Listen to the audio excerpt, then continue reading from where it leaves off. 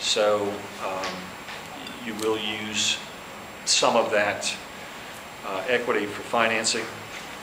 And sometimes, even equipment providers in some special circumstances will take some equity. I've never seen anybody take equity completely in lieu of cash payments, but sometimes they'll take an equity kicker. They'll give you a discount, deep discount on the equipment that you need, and take a piece of the company instead.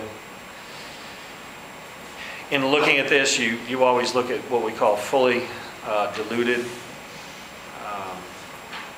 ownership, which means you assume, as you look at the company's capitalization chart, that every option, every warrant will be exercised, and at the end of the day, that's the assumption that you have to operate on. If we reach an exit, you can bet your life that everybody who has an option to get equity is going to exercise that option. So it's the only prudent way to look at it.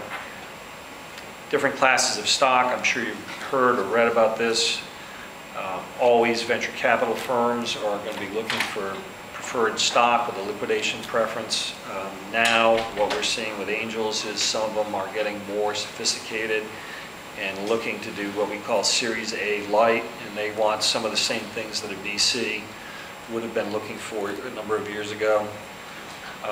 Options and warrants, again, a whole nother subject of a talk you could give, but options are generally what we call compensatory options given to or granted to key executives, scientists, or whatever within the company because you don't have the cash.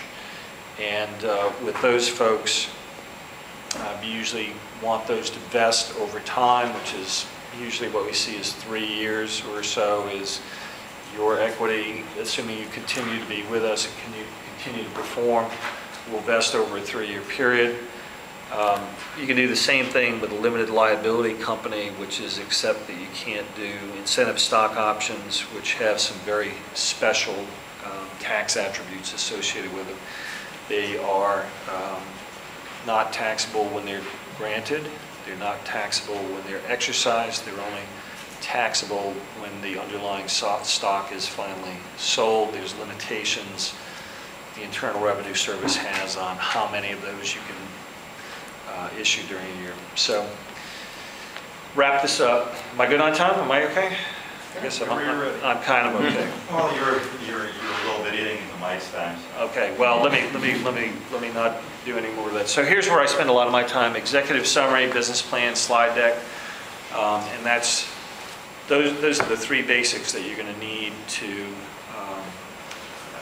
as you're going out to raise capital. And as a seasoned venture capital attorney, I spend a lot of time, or as much of my time, working on these things with entrepreneurs as anything else. So anyway, that's it. Sorry I ran over.